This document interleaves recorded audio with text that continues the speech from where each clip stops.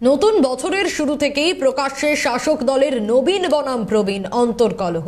এই আবহেই মঙ্গলবার ফের সোশ্যাল মিডিয়ার পোস্ট ঘিরে বিতর্ক তুঙ্গে। সব মিলিয়ে লোকসভা নির্বাচনের আগেই তৃণমূলের অন্দরের দ্বিধা বিভক্ত চিত্র বেশ প্রকট।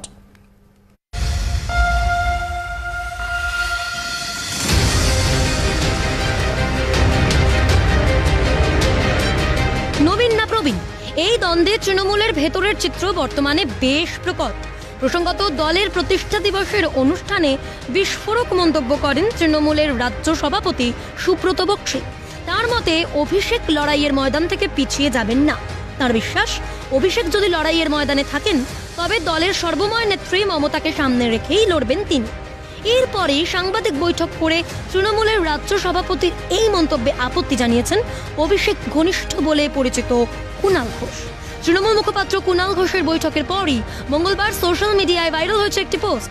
তৃণমূলের নবীন নেতৃত্বদের একাংশ পোস্ট করতে শুরু করেছেন কালো ব্যাকগ্রাউন্ডের উপর লেখা সেনাপতি ছাড়া যুদ্ধ জয় করা অসম্ভব।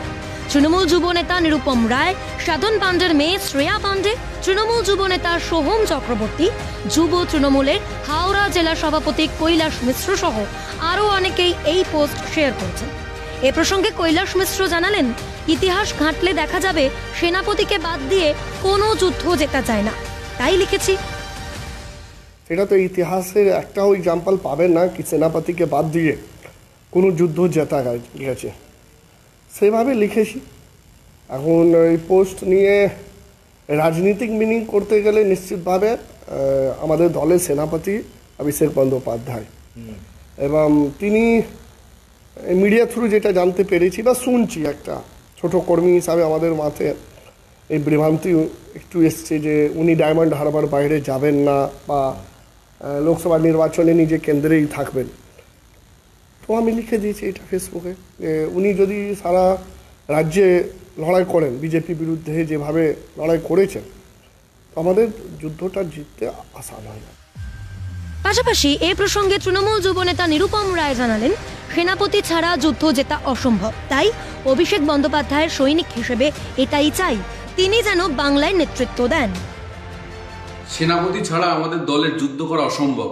আমাদের দলের সেনাপতির নাম অভিষেক বন্দ্যোপাধ্যায়, তাই লোকসভা নির্বাচনকে সামনে রেখে অভিষেক বন্দ্যোপাধ্যায় সারা বাংলা জুড়ে তার প্রচার চাই এবং তিনি যেন সারা বাংলায় দলকে নেতৃত্ব দেয়, আমরা সেটা চাই অভিষেক ব্যানার্জির সৈনিক হিসাবে। তাই সেনাপতি ছাড়া তৃণমূল কংগ্রেস দলের আগামী ভবিষ্যৎ অভিষেক বন্দ্যোপাধ্যায়, তাই সেনাপতি ছাড়া এই দল অসম্ভব। মঙ্গলবার তৃণমূলের নবীন নেতৃত্বদের প্রত্যেকেরই শেয়ার করা ছবিতে একই লেখা। পোস্টগুলিতে লাইক কমেন্টও পড়ছে ঝড়ের গতিতে। সামনেই লোকসভা নির্বাচনের আগেই বছরের শুরু থেকেই শাসক দলের নবীন বনাম প্রবীণ দ্বন্দ্বের প্রভাব যেভাবে প্রকট, তা নিয়ে সরগরম বঙ্গের রাজনৈতিক মহল। ক্যালকাটা নিউজ।